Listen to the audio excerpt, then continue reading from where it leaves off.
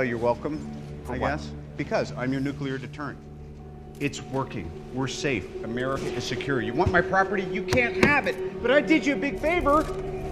I have successfully privatized world peace. What's up, guys? It's Benny. Sometimes it does feel like time is a flat circle, that history is repeating itself. If you pay close attention, you'll notice some very distinct patterns, and you'll be able to see exactly why we pay so close attention on this program, because you can really predict the future if you know the past. The past is prologue, as they say. And so, a reminder that when Ronald Reagan was about to take office in 1980, he threatened Iran, which was holding American hostages after the Ayatollah took over in radical Islamist scourge of the country, that if they didn't give the American hostages back, there'd be hell to pay.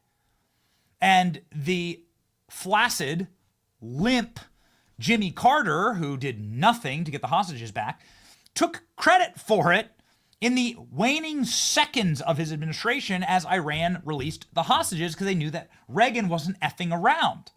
Ladies and gentlemen, a repeat of that happening today.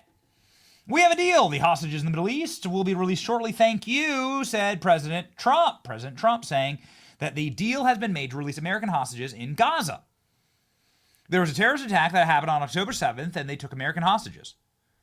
These American hostages have been held for now years, and Donald Trump has said many times there's going to be hell to pay for Hamas if they do not release these hostages.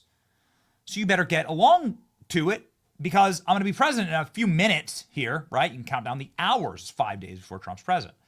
Ladies and gentlemen, lo and behold, the hostages were released. Now, last week, President Trump stood in front of the entire world with his Middle East envoy, a guy named Steve Witkoff, and announced that the hostages weren't released.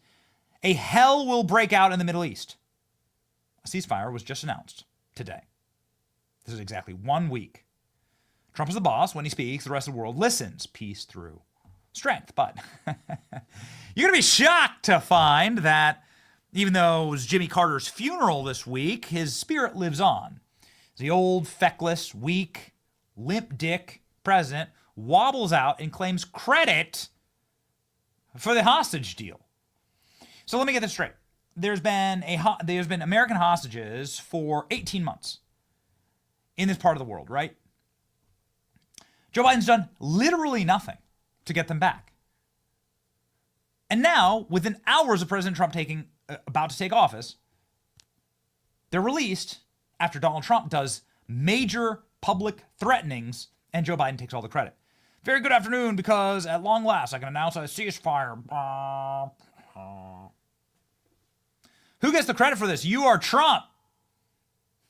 Biden goes, that a joke? Who does the history books credit for this, Mr. President? You or Trump? Is that a joke? Oh, thank you. Thanks.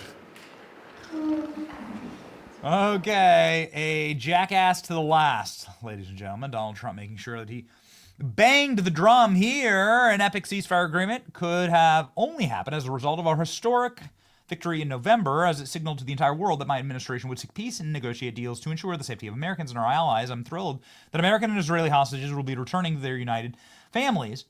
With this deal in place, my national security team, through the efforts of Special Envoy Steve Witkoff, will continue to work closely with Israel and our allies to make sure that Gaza never again becomes a terrorist safe haven. We will continue promoting peace through strength through this region as we build upon the moment of ceasefire and further expand the historic Abraham Accords, which did bring literal peace in the Middle East. This is only the beginning, and great things to come for America and indeed the world. We've achieved so much without even being in the White House.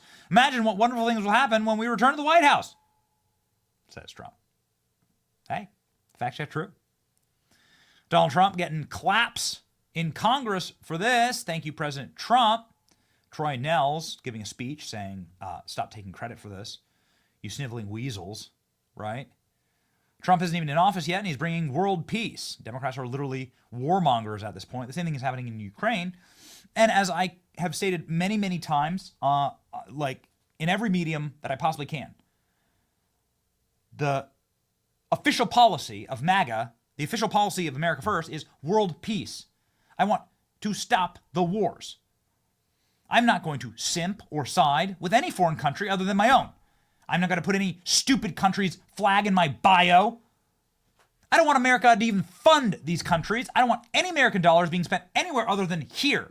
Until we have every homeless veteran off the streets, until every pothole is filled in this country and everybody has clean drinking water, I don't want a single American dollar spent anywhere. Israel, Ukraine, Russia, Bahrain, I don't know. I don't care. I'm telling you that my official stance on this is that the greatest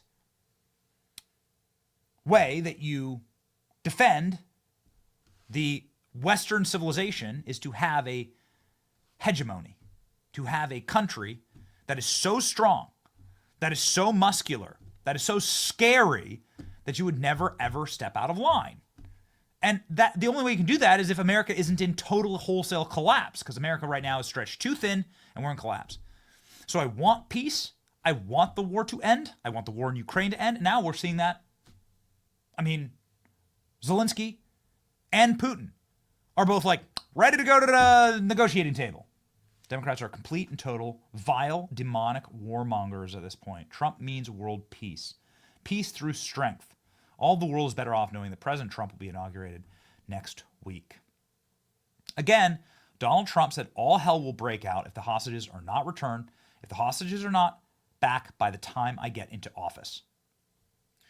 Ladies and gentlemen, one of the women of The View, who is even though she worked for Donald Trump, is a psychotic Trump hater now, because she gets paid to be that by CNN and ABC, after she turned on President Trump during January 6th, in order to get those jobs on ABC and CNN. You see how that works, right? You turn on Trump, get jobs on cable news.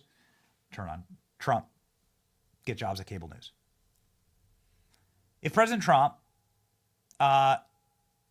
gets the Israeli hostages out, I promise I will wear a MAGA hat on this show.